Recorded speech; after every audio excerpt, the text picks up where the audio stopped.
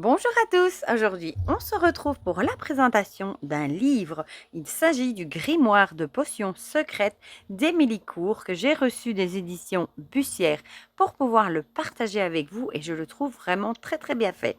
Déjà je trouve la couverture déjà très jolie avec ce bouquet, on dirait des petites pensées. Je ne sais pas si c'est bien ça mais en tout cas c'est très joli. Voilà, donc on va lire ensemble ce qui est écrit au dos. Ce recueil de potions décrit les effets des plantes utilisées par les sorcières et leurs différentes propriétés sur la santé, sur l'énergie, la divination, la prospérité et l'amour. Émilie Court analyse les plantes d'un point de vue magique et scientifique et dévoile des recettes de potions à concocter. Herbe de songe, plante de lune, rosée des mers, herbe aux fées, herbe aux anges, autant de plantes qui, utilisées avec précaution, ont servi depuis toujours à ouvrir l'esprit et à dépasser ses limites, avant autant d'usages et de secrets qui vous sont révélés dans ce livre. Entrez dans le monde magique des sorcières d'antan avec ce véritable herbier de sorcières et lancez-vous pour développer votre propre magie. Il est au prix de 16 €. Comme d'habitude, je vous mettrai mon lien vers Amazon si vous voulez me donner un coup de pouce et passer par là. Sinon, il est disponible partout. Et il est imprimé en France. Voilà. Bon, déjà beau point, il est tout en couleur. Donc ça ne gâche rien. Je vais vous abaisser au-dessus, comme ça vous verrez mieux. Voilà. Regardez comme c'est joli déjà quand on l'ouvre.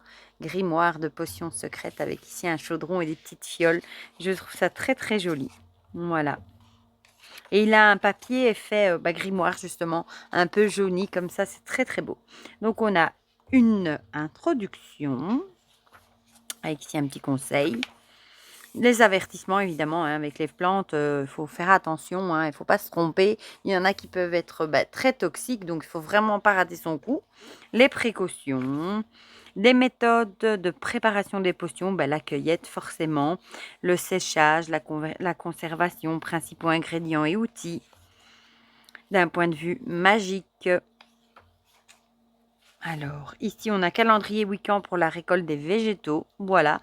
Par exemple, ici, au Stara, 21 mars, eh bien, on a fleurs d'acacia, de bourrache, chélidoine, cresson, muguet, ortie, feuilles de pervenche, prêle, fleurs de prime vert, ronces. Donc ici, vous avez un calendrier avec tous les sabbats, avec la liste des plantes à cueillir, à récolter. Ici, quelques prières, voilà, druidiques, qu'il est préférable de réciter lorsque vous êtes en quête de plantes dans les forêts et les clairières. Ça peut, hein, pour montrer votre gratitude de cueillir, de récolter des plantes. C'est une façon de remercier la nature. Le magnétisme avec comment charger les plantes avec l'aide des mains. Hein. Voilà, ici, elle vous donne une marche à suivre. Symbole des planètes, symbole astrologique. Et alors ici, on a les astres avec les plantes associées plutôt et la symbolique. Voilà, donc ça c'est très intéressant aussi. Et regardez-moi ça, comme c'est joli. C'est vrai que j'ai oublié de vous dire, j'aurais peut-être pu commencer par le sommaire, hein, qui a plusieurs chapitres. Le premier, c'est Rencontre avec Aphrodite. Le deuxième, le royaume des enfers. Le troisième, les 7 mers. Le quatrième, le doigt de la prophétesse. Le cinquième, l'énergie du soleil. Et le sixième, la fièvre du démon. Et alors, à la fin, on a quelques recettes. Enfin, vous verrez la fin après. Voilà. Le premier chapitre, du coup, avec Aphrodite, je trouve ça très joli.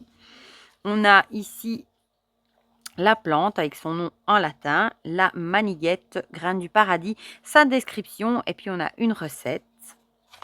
Bon, je suppose que pour Aphrodite, ce sera plutôt... des plantes peut-être pour l'amour, je ne sais pas, peut-être, voilà. Bon, du céleri, ça je crois que tout le monde connaît par contre. Hein. Voilà, donc ici on a une recette, une plante que l'on peut vraiment utiliser sans crainte et sous toutes ses formes, crues ou cuites, branches, feuilles, racines, décoction, infusion ou encore en cataplasme. Ouais, là, on ne sait vraiment pas se tromper, vu qu'on en fait même de la soupe. Voilà. Ouais, donc voilà, ici ils disent hein, des effets bénéfiques, favorisent la fertilité, combat l'impuissance. Voilà. Donc, on a le romarin.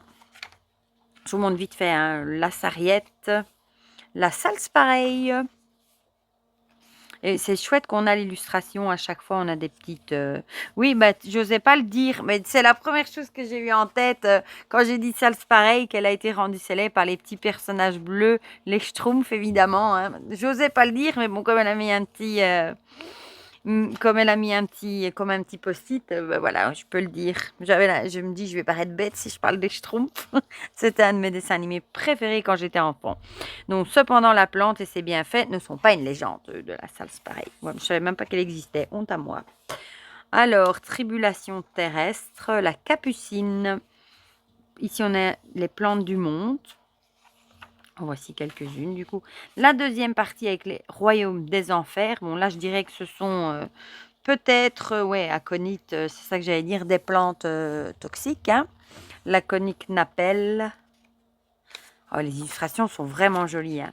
La belladone, ouais, c'est ça, c'est des plantes toxiques du coup. Bon, vu le nom, on avait compris, hein, on en déduit tout de suite. Le datura stramoine, mon papa, on avait des daturas avec des magnifiques trompettes. Comme ça, c'est très beau. La digitale. Je vous dis les plantes, comme ça vous voyez un petit peu les plantes que vous allez trouver dedans. L'élébore, la rose de Noël. C'est des plantes qui sont assez facilement trouvables, je pense. Hein. La kiam noire, je vais y arriver. Voilà, la morelle noire, je ne les connais pas toutes, hein, loin de là. Hein. Plantes du monde. Donc à chaque fois, on a à la fin une liste des plantes du monde, je pense. Le troisième chapitre, les sept mers. Avec la lavande, j'adore la lavande. La mélisse officinale. Le coquelicot, j'adore les coquelicots. La valériane officinale. Ensuite, plante du monde, pareil. Et en plus, vous voyez, on voit les couleurs différentes. Comme ça, on voit dans quel chapitre on se trouve. Le doigt de la prophétesse avec l'amanite mouche. Ce champignon pousse près des bouleaux du mois d'août au mois d'octobre. Ben, il faudra que je regarde, j'ai 3 bouleaux dans le jardin. Ah non, ça, j'ai jamais vu rouge comme ça. L'absinthe. Voilà. La belle de jour. Ça, je crois que j'en ai, mais il me semble qu'elles sont blanches. Ce truc qui s'accroche aux grilles, au grillage. La baldingère, roseau argenté. Le gui. Puis les plantes du monde. Ensuite, ici, l'énergie du soleil avec un beau jaune. Avec l'angélique officinale. Voilà. Moi, il y en a que j'ai certainement dans le jardin, que je ne sais même pas comment elle s'appelle. Le millepertuis. Ça, on entend assez souvent. Hein. La rue officinale. Très jolie. La fièvre du démon.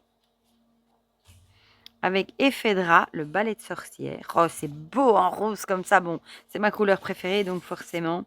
Quelques recettes ancestrales, non courant scientifique, appellation magique. Voilà, bon, là, vous avez toute une liste du coup.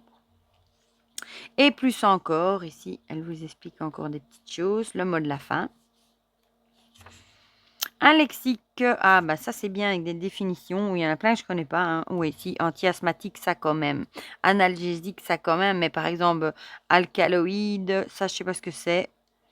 Voilà, donc des définitions, hein, s'il y a des trucs comme moi que vous ne connaissez pas, des mots. C'est toujours bien utile pour éviter les fouilles dans le dictionnaire.